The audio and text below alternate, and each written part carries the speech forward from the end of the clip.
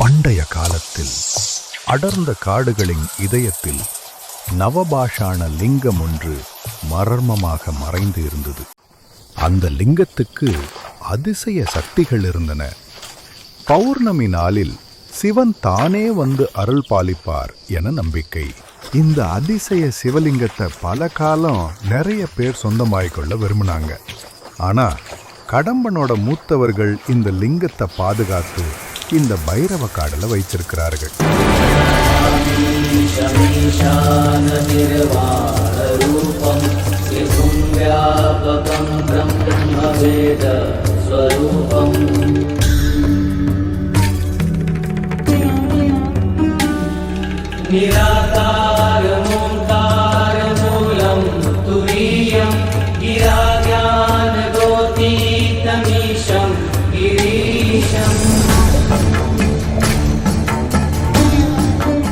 இந்த அதிசய லிங்கத்தை திருட குருவா திருடர்கள் திட்டம் போட்டாங்க.